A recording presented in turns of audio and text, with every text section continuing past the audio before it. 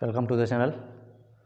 ये सीरीज जो चल रही है टॉप 100 मोस्ट रिपीटेड PYQs की, तो ये क्वेश्चंस आप ये बिल्कुल मत सोचिए कि ये सिर्फ स्टैंडर्ड के लिए ही है, ये बेसिक और स्टैंडर्ड दोनों के लिए है। ठीक है, तो आपको चाहे आप बेसिक के स्टूडेंट हैं या फिर स्टैंडर्ड के, ये क्वेश्चंस सभी में पूछे जा सकते हैं, किसी में भी। ओके, तो आज हम 8th क्वेश्चन करेंगे और क्लास 10th मैथ की प्लेलिस्ट को आप सेव कर लें, उसमें जाकर के वीडियोस को देखें। तो बहुत ही अच्छे अच्छे क्वेश्चंस करा दिए गए हैं, उन्हें जाकर देखें, आपका निश्चित ही स्कोर अच्छा होगा और मैथ में कुछ आप सीखेंगे। तो आज क्वेश्चन 8 देखेंगे। Is 144 a term of the AP। ये AP में नंबर्स हैं। ठीक है, ये नंबर्स किस में है? AP में 3, 7, 11। तो ये 144 इसका टर्म होगा या नहीं? तो देखिए इसका सल्यूशन 8th का, तो ये टर्म होगा या नहीं ये कैसे पता चलेगा? हम n निकालेंगे, n की वैल्यू। अगर n नेगेटिव में आ जाता है या फ्रैक्शन में आ जाता है, ठीक है, नेगेटिव में आ जाता है या फ्रैक्शन में आता है, तो ये 144 इसका टर्म नहीं होगा। मतलब ये 144 को हम nth टर्म लेके चलेंगे, n की वैल्यू फाइंड करेंगे, और अगर n की वैल्यू इंटीजर आ जाती है, पॉजिटिव इंटीजर या हम कहें नेचुरल नंबर, तो फिर है। तो इसका फर्स्ट टर्म AP का कितना है? 3 है। कॉमन डिफरेंस D कितना है? 7 माइनस 3, A2 माइनस A1 कितना है? 4 है। तो लेट nth टर्म इज 144। इसे हमने nth टर्म सपोज कर लिया, यहाँ से हम n की वैल्यू निकालेंगे। तो nth टर्म का फार्मूला क्या होता है? A plus n minus 1 into D. A की वैल्यू पुट करेंगे 3 plus n minus 1 into D की वैल्यू पुट करेंगे, तो 7 माइनस 3 ये 4 है, और 4 यहाँ पुट करेंगे 144। तो देखिए ये 3 plus 4n minus 4 is equal to 144। तो ये 4n 3 माइनस 4, 3 में से 4 गया, कितना आया? माइनस का 1। ये माइनस का 1 उधर भेज देते हैं, तो कितना हो जाएगा? 144 प्लस 1 145, यहाँ 4n, n is equal to 145 upon 4। अब आप देखो 4 से अगर आप इसे डिवाइड करेंगे, 4 से इसको डिवाइड करते हैं तो कितना आ जाएगा? 4 3 जा 12, 4 3 जा 12, और यहाँ पर कितना आया? 2, और ये 5 25, 4 6 जा 24। फिर पॉइंट, तो आगे फिर और आएगा पॉइंट में। देखिए कंप्लीटली, मतलब n की जो वैल्यू आई है हमारे पास, ये फ्रैक्शन में आई है। अगर इसे आप डिवाइड भी करके देखेंगे तो पॉइंट में, तो n can not be in point, मतलब डेसिमल में नहीं हो सकता, या हम ये कहें कि ये फ्रैक्शन में नहीं हो सकता, तो ये 36 पॉइंट समथिंग आएगा। तो इसलिए यहाँ पे हम लिखेंगे ये n फ्रैक्शन में आया है, तो n कैसा होगा? नेगेटिव में आ जाए तो भी ये टर्म नहीं है, फ्रैक्शन में आ जाए तो भी ये टर्म नहीं है, इसलिए यहाँ लिख देंगे ये तो पॉसिबल ही नहीं होगा भाई। ठीक है, तो यहाँ लिख देंगे सो 144 is not a term of the given AP। तो इसका टर्म नहीं है। क्यों नहीं है? इसका रीज़न क्या है कि n जो है, ये n is not a positive integer, या हम कहें नेचुरल नंबर। ओके, तो आई होप ये अच्छे से क्लियर हो गया होगा आपको क्वेश्चन नंबर 8। क्वेश्चन नंबर 9 देखिए। If the sum of the first n terms of an AP, n terms के सम को किससे डिनोट करते हैं? Sn से। Sn दिया है, ये क्या है? ये है हमारे पास Sn, कितना है? 4n minus n square, 4n minus n square, ये Sn है। Sum of first n terms of an AP क्या होता है? Sn।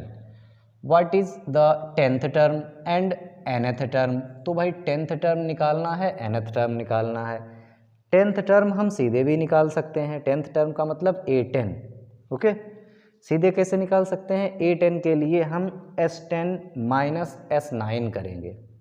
ओके, तो आ जाएगा 10th टर्म, लेकिन हमें nth टर्म भी निकालना है। दूसरा तरीका इसका क्या है? यहाँ पर पहले आप S1 निकालिए, S1 n की जगह 1 रख दें, तो 4 इंटू 1 माइनस 1 स्क्वायर, ये कितना हुआ 4 इंटू 1 4, 1 का स्क्वायर 1, 4 माइनस 1 3।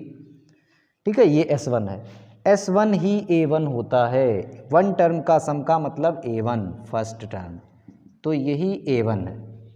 ओके, अब देखिए 2 निकालते हैं S2 यहाँ पर 2 पुट करते हैं तो 4 इंटू 2 माइनस 2 स्क्वायर, ये कितना आएगा 8 माइनस 2 का स्क्वायर कितना है 4, 8 माइनस 4 4, ये S2 है। तो आप पहले क्या करेंगे S1 निकालेंगे, फिर आप क्या करेंगे S2 निकालेंगे। ओके, अब देखिए S2 का मतलब होता है, S2 का मतलब क्या होता है, यहाँ लिख देते हैं S2 का मतलब होता है A1 प्लस A2, दो टर्म का सम, A1 और A2। S2 का मतलब सम ऑफ फर्स्ट टू टर्म्स। तो S2 कितना आया है 4 आया है। A1 कितना है, A1 हमारे पास देखिए S1 ही A1 होता है, इतना आपको समझना पड़ेगा भाई, ये कि A1 जो A1 है वो S1 होता है और A1 को ही हम फर्स्ट टर्म कहते हैं। तो यहाँ पर 4 रखा, A1 की जगह कितना रखा 3 प्लस A2, तो ये 3 इधर आएगा माइनस हो जाएगा 4 माइनस 3 A2, यहाँ से हमें सेकेंड टर्म मिल गया, कितना आया 4 माइनस 3 1। AP के लिए क्या होना चाहिए, फर्स्ट टर्म पता होना चाहिए, सेकेंड टर्म पता होना चाहिए, कॉमन डिफरेंस आपको पता चल जाएगा। कैसे, देखिए A1 आ चुका है, A2 आ चुका है, D कॉमन डिफरेंस क्या होता है A2 माइनस A1, और A2 आया है हमारे पास 1 माइनस A1 कितना है, A1 है 3, तो 1 माइनस 3 कितना हुआ माइनस का 2, तो ये D की वैल्यू हो गई।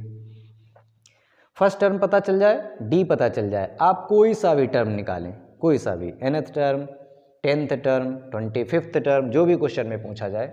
यहाँ पूछा है 10th टर्म, 10th टर्म का मतलब A10 क्या होता है A प्लस 9D, A मतलब फर्स्ट टर्म, तो फर्स्ट टर्म कितना है 3, 9 इंटू डी की वैल्यू कितनी है -2, तो 3 प्लस ये माइनस का हो जाएगा, माइनस प्लस माइनस हो जाएगा, 9 2 जा 18, तो -15 आ गया भाई 10th टर्म, कितना आया माइनस का 15।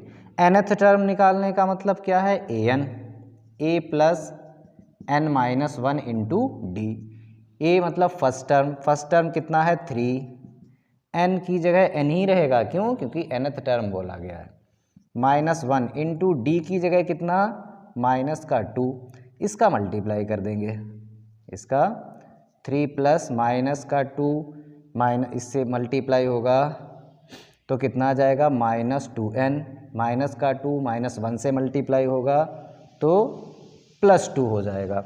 इस तरीके से 3 + 2 5 -2n, ये आया है nth टर्म।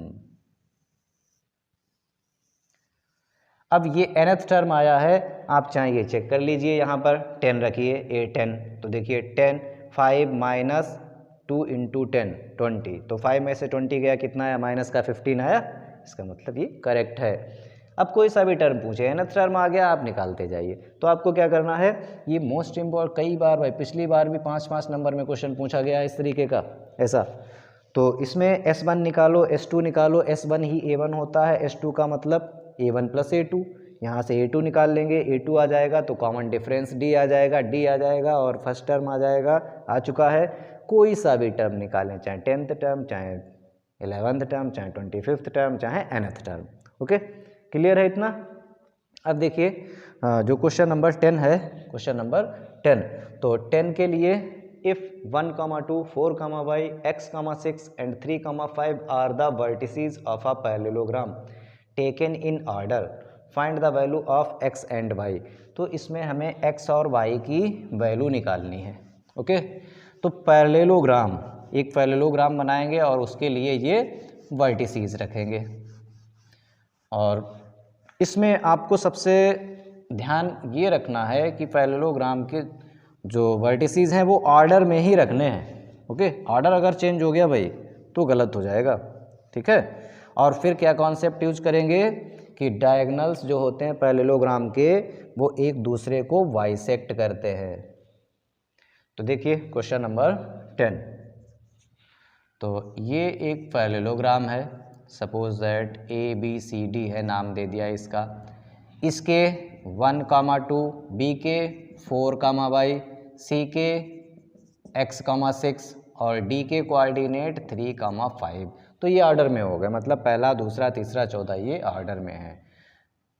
हमें x एंड y निकालना है, ठीक है। खूब पूछा जाता है क्वेश्चन, खूब पूछा जाता है, ये भी बिल्कुल। तो क्या करना है, जो डायगनल्स होते हैं, डायगनल्स ऑफ पैरेललोग्राम, ये बात यहाँ पर लिख लेंगे एक लाइन कि we know that diagonals of parallelogram bisect each other. तो ये जो पॉइंट आया है हमारे पास, ये इधर का भी मिड पॉइंट होगा और इसका भी मिड पॉइंट होगा। वो जो है वो किसका मिड पॉइंट होगा, AC का भी एंड BD का भी।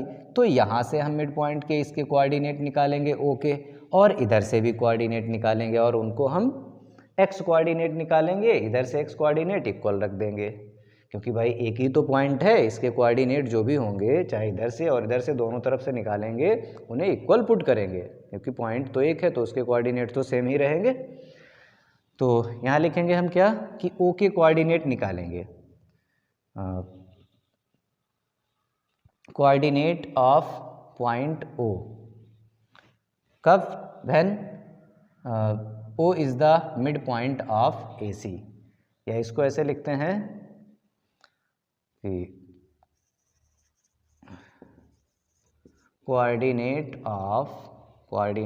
Of midpoints of AC is equal to coordinates of midpoints of BD। ये बात आपको समझ में आ रही, अलग अलग निकाल के फिर रख सकते हैं equal, coordinates of mid point of AC। हम देखिए AC का मिड पॉइंट कौन है, O, इसी के कोऑर्डिनेट निकाल रहे हैं। BD का मिड पॉइंट कौन है, O, इसी के कोऑर्डिनेट निकाल रहे हैं। कैसे मिड पॉइंट है, अभी मैंने आपको बताया क्या कि we know that diagonals of a parallelogram bisect each other, so O is the midpoint of AC and O is the midpoint of BD। अब देखिए AC इसके मिड के कोऑर्डिनेट निकालना हमने आपको बताया कैसे, x कोऑर्डिनेट का सम अपॉन 2, तो x + 1/2, ये x1 + x2 upon 2, y coordinate निकालेंगे तो इसका सम 6 + 2/2, ये हो गए। इधर से इसके तो 4x1 + x2/2, ये x कोऑर्डिनेट जोड़ देंगे, 4 + 3/2, y कोऑर्डिनेट निकालने के लिए इसका मिड पॉइंट का, तो 5 + y, या y + 5/2। अब यहाँ से देखिए इसे इसके इक्वल रख देंगे, इसे, क्योंकि ये x कोऑर्डिनेट है, x कोऑर्डिनेट के बराबर होगा, x + 1/2 इज इक्वल टू 4 + 3/2, और y कोऑर्डिनेट के बराबर होगा, 6 + 2/2 इज इक्वल टू y + 5/2।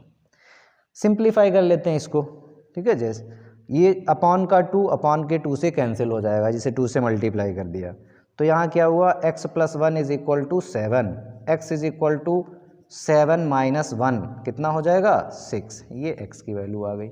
इधर देखिए, इधर चाहे आप सिंप्लीफाई कर लें, 8/2 4 आ जाएगा, 4 का 2 से मल्टीप्लाई 8, और इधर वो सब एक ही बात है, जैसे आप सिंप्लीफाई करें ऐसे कर लीजिए भाई। ये 4 हुआ, y + 5/2, तो 4 का ये 2 से मल्टीप्लाई 8 हो जाएगा, y + 5 इधर माइनस में आएगा, तो y की वैल्यू कितनी हो गई, 3।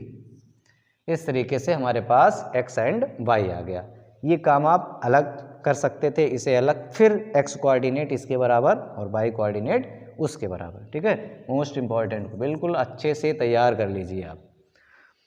क्वेश्चन नंबर 11 देखिए, if 6/5 a and 4 are in AP, 3 numbers अगर AP में हैं, ठीक है, 3 नंबर्स अगर AP में हैं और मिडिल वाले की वैल्यू पूछिए, तो आप क्या कर सकते हैं, इनका दोनों का सम डिवाइडेड बाई 2 a आ जाएगा, ठीक है। तो वरना आप क्या करेंगे, आपको क्या करना है कि देखिए 3 नंबर्स जब भी AP में होते हैं 3 नंबर्स जब भी AP में होते हैं तो A2 minus A1 is equal to A3 minus A2, इस तरीके से आप रख देंगे। इस तरीके का भी क्वेश्चन खूब पूछा जाता है। यहाँ कहीं जहाँ A लिखा है वहाँ पर K कर दिया जाएगा कि find the value of K, और K के टर्म्स में ये तीनों भी नंबर हो सकते हैं। तो यहाँ हम लिखेंगे कि ये नंबर कैसे हैं, AP में हैं। So A2 minus A1 is equal to A3 minus A2, ये होगा। क्यों? क्योंकि ये नंबर्स जब AP में हैं तो भाई इसमें से इसे माइनस करें, इसमें से इसे माइनस करें, डिफरेंस जो है वो, कॉमन डिफरेंस जो है वो इक्वल होगा। तो A2 की जगह यहाँ कितना है A, A1 की जगह कितना है 6/5, A3 की जगह कितना है 4 माइनस A2 की जगह कितना है A। तो ये A इधर ले आते हैं, माइनस का है प्लस का हो जाएगा। ये 4 अपनी जगह पर है, इधर इसे उधर सेंड कर देते हैं, ट्रांसपोज कर देते हैं, तो ये प्लस का हो जाएगा। ये ऐड कर लेते हैं, 5 4 जा 20 प्लस 6 26/5, और ये कितना हुआ 2A, 2 डिवाइड में आ जाएगा। 26/5, ये 2 यहाँ डिवाइड में आ जाएगा, तो 2 से ये कट जाएगा और A की वैल्यू कितनी आ जाएगी 13/5। ओके, अच्छा कॉन्सेप्ट, इम्पॉर्टेंट कॉन्सेप्ट ये है कि अगर 3 नंबर ABC अगर ये AP में होते हैं तो B minus A is equal to C minus B। यहाँ से B इधर लाएंगे तो B प्लस B, A उधर ले जाएंगे तो C प्लस A, ये हुआ 2B is equal to A plus C, लिखें या C प्लस A, एक ही बात है। B is equal to A plus C upon 2, ये कॉन्सेप्ट, ठीक है, ये जो है कॉन्सेप्ट है। 3 नंबर्स अगर AP में हैं तो ये इसी को हम अर्थमेटिक मीन कहते हैं, इन दोनों का सम डिवाइडेड बाई 2। तो इस तरीके से हम सीधे निकाल सकते थे इस A की वैल्यू, इन दोनों का सम डिवाइडेड बाई 2। ओके, हाँ, क्वेश्चन नंबर 12 देखिए भाई, 12 find the discriminant of the equation. तो डिस्क्रिमिनेंट निकालने के लिए जो क्वाड्रेटिक है सबसे पहले इसकी कंपेयर करेंगे। किससे कंपेयर करेंगे? क्वाड्रेटिक से। ax² plus bx plus c is equal to 0 से। x² का कोफिशिएंट यहाँ कितना है 3√3, तो a की वैल्यू कितनी हो गई 3√3। bx, x के साथ में 10 है तो b की वैल्यू कितनी हो गई 10। कांस्टेंट ये c, इसकी जगह कितना है √3। डिस्क्रिमिनेंट का फार्मूला क्या होता है भाई, बोलिए, याद होना चाहिए आपको, बहुत आसान, सबसे आसान फार्मूला है। देखो, मिड पॉइंट के कोऑर्डिनेट का सबसे आसान फार्मूला होता है x1 प्लस x2 अपॉन 2, और by coordinate y1 plus y2 upon 2। Discriminant का b² माइनस 4ac। यहाँ से आपसे नेचर ऑफ द रूट्स भी पूछे जा सकते हैं, पूछे ही जाएंगे। नेचर ऑफ द रूट्स पर क्वेश्चन आना ही आना, या कभी कहेगा कि roots are equal, roots equal हैं तो k की वैल्यू फाइंड करो। तो रूट्स जब इक्वल होते हैं तो डिस्क्रिमिनेंट को 0 के बराबर रख देना है। यहाँ पर b का स्क्वायर बाई 10 का स्क्वायर कर दीजिए, -4, a की जगह कितना है 3√3, c की जगह कितना है √3, 10 का स्क्वायर 10 10 जा 100, ये मल्टीप्लाई करेंगे 4 3 जा 12 हुआ, √3 और √3 का 3 हुआ, तो कितना 100 माइनस 36, कितना आ गया ये 10 में से 6 जाएगा 4 आएगा, यहाँ 9 में से यहाँ पर 9 में से 3 जाएगा 6, तो 64 डिस्क्रिमिनेंट आ गया। डिस्क्रिमिनेंट कितना आ गया 64। अगर यहाँ से पूछा जाता है कि नेचर ऑफ द रूट्स, तो इसके रूट्स कैसे होंगे, डिस्क्रिमिनेंट कैसा आया है, ये पॉजिटिव है, तो रूट्स इसके कैसे होंगे, इसके जो रूट्स होंगे वो रियल होंगे एंड डिफरेंट होंगे, जिसको हम डिस्टिंक्ट कहते हैं। Okay, real and distinct. तो चैनल को सब्सक्राइब करना ना भूलें, ज़्यादा से ज़्यादा शेयर करें, वीडियो को लाइक ज़रूर कर दें। Thank you.